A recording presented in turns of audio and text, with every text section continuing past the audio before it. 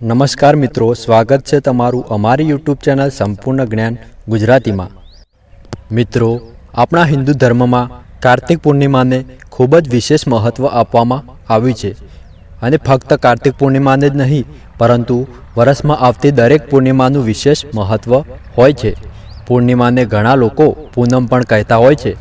આપણા ગુજરાતીઓએ આ દિવસને દેવ દિવાળી તરીકે પણ ઉજવે છે। કહેવાય છે કે આ દિવસે શક્ય હોય એટલું દીવાઓનું દાન કરવું જોઈએ અને બ્રહ્મચર્યનું પાલન કરવું જોઈએ। તો હવે આપણે વિડીયોમાં જાણીશું કે કેટલાક એવા ઉપાયો વિશે જે આ દિવસે કરવાથી આપણને સારું એવું પુણ્ય ફળ મળે છે। પણ એના પહેલાં તમે અમારી ચેનલને સબસ્ક્રાઈબ ના કરી હોય તો સબસ્ક્રાઈબ કરી લેજો।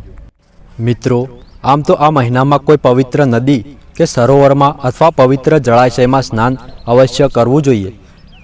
તેથી તમને અનેક ગણો લાભ મળે છે, પરંતુ દરેક માટે આ શક્ય નથી હોતું।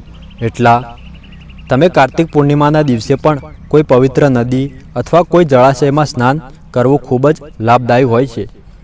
અને તમે એ પણ ન કરી શકો તો આવી સ્થિતિમાં તમે તમારા ઘરમાં નહાવાના પાણીમાં થોડું ગંગાજળ મિક્સ કરીને સ્નાન કરવું જોઈએ।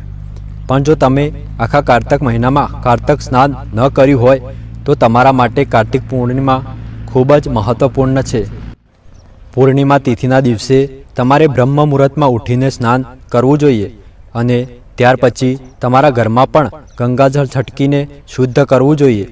અને શક્ય હોય તો તમે આ દિવસે ઉપવાસ પણ કરી શકો છો। અને ધાર્મિક વિધિઓ અનુસાર ભગવાન શ્રી વિષ્ણુની અને દેવી લક્ષ્મીની પૂજા કરવી જોઈએ અને તેમના નામના મંત્રોનો જાપ પણ કરવો જોઈએ। અને આ દિવસે તમારે કોઈ બ્રાહ્મણને દાન કરવું જોઈએ અથવા કોઈ બ્રાહ્મણને ઘરે બોલાવીને તેને ભોજન કરાવવું જોઈએ। અને કોઈ ગરીબને વ્યક્તિને તેને જરૂરી વસ્તુઓનું દાન અવશ્ય કરવું જોઈએ। તેનાથી તમને અનેક ગણું પુણ્ય મળે છે। તેથી કાર્તિક પૂર્ણિમાના દિવસે દાન કરવું ખૂબ જ મહત્ત્વપૂર્ણ છે। આમ તો આખા મહિના દરમિયાન દાન અને બ્રહ્મ મુહૂર્તમાં સ્નાન કરવું જોઈએ, પણ જો તમે આખા મહિનામાં સ્નાન અને દાન કરી શક્યા ન હોય અથવા દિવાળીના દિવસે પણ તમે દીવા પણ કરી શક્યા ન હોય તો પૂર્ણિમાના દિવસે તમારે બને એટલા દીવાઓનું દાન કરવું જોઈએ। તમને એ પણ જણાવી દઈએ કે તમારે દીવાઓનું દાન ક્યાં કરવું જોઈએ। મિત્રો, પહેલો દીવો તમે તમારા મંદિરમાં અથવા તમે ઘરમાં જ્યાં દરરોજ દીવાબત્તી કરતા હોય ત્યાં કરવો જોઈએ। બીજો દીવો તમે તમારા ઘરના મુખ્ય દ્વાર પર કરવો જોઈએ, ત્યાં એક અથવા બે દીવા પણ તમે કરી શકો છો।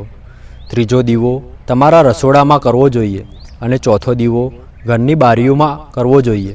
ઘરમાં જેટલી પણ બારીઓ હોય ત્યાં તમે અલગ અલગ દીવા પ્રગટાવી શકો છો। પાંચમો દીવો તમે તમારી તિજોરી ખોલીને તેની સામે પણ કરી શકો છો અને ત્યાં દીવો કરવો શક્ય ન હોય તો ત્યાં અગરબત્તી પણ પ્રગટાવી શકો છો। આ દિવસે તમારે તુલસીજી અને ભગવાન વિષ્ણુની પૂજા કરવી જોઈએ અને તેમના મંત્રોનો જાપ કરવો જોઈએ અને હાથમાં માળા લઈને ઓમ નમઃ ભગવતે વાસુદેવાય નમઃ આ મંત્રનો જાપ પણ કરવો જોઈએ। અને તમે જાણતા હશો કે કાર્તિક પૂર્ણિમાને સૌથી મોટી પૂર્ણિમા માનવામાં આવે છે। આ દિવસે ચંદ્ર તેના સ્વરૂપમાં ખૂબ જ સુંદર દેખાય છે। શક્ય હોય તો તમે ચંદ્ર સામે તેનું ધ્યાન કરીને ઓમ નમઃ શિવાય મંત્રનો જાપ કરી શકો છો અથવા ઓમ નમઃ ભગવતે વાસુદેવાય નમઃ આ મંત્રનો પણ જાપ કરી શકો છો। આંખો ખોલીને અથવા આંખો બંધ કરીને પણ બેસી શકો છો અને તેની ઉર્જાની તમારામાં સમાવેશ થાય એવું મહેસૂસ કરો। આ દિવસે તમે ભગવાન સત્યનારાયણની પૂજા અર્ચના કરવામાં આવે છે અને કથા પણ સાંભળવામાં આવે છે અથવા કોઈ બ્રાહ્મણને બોલાવીને કથા સાંભળી શકો છો। કાર્તક માસની પૂર્ણિમાની પૌરાણિક કથાઓ અનુસાર કાર્તક પૂર્ણિમાના દિવસે ભગવાન શિવે ત્રિપુરાસુર નામના રાક્ષસનો વધ કર્યો હતો। તેથી આ દિવસે ભગવાન શિવ અને માતા પાર્વતીની પૂજા કરવી એ શુભ માનવામાં આવે છે। દેશના ઘણા રાજ્યોમાં કાર્તિક પૂર્ણિમાને ત્રિપુરી પૂર્ણિમા, દેવ દીપાવલી, ગંગા સ્નાન અને ગુરુ નાનક જયંતિ તરીકે ઓળખવામાં આવે છે। તેથી ચોક્કસ પ્રદેશના આધારે આ દિવસનું મહત્ત્વ ઘણું વધારે હોય છે।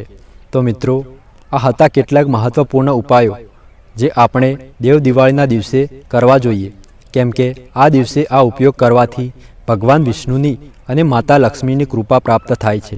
તો તમે પણ આમાંથી બધા થઈ ન શકે તો કોઈ શક્ય હોય તેટલા તો તમે કરી શકો છો.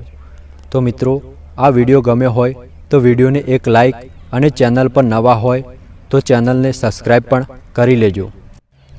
અને પૂજા કરવાનું શુભ મુહૂર્ત, ચંદ્ર ઉદયનો શુભ મુહૂર્ત, ખોલવાનું મુહૂર્ત, વ્રત ખોલવાનું શુભ મુહૂર્ત એ બધું તમારે જાણવું હોય તો અમારી ચેનલ પર વિડીયો અપલોડ કરેલો છે, જે તમે ચેનલ પર જઈને જોઈ શકો છો.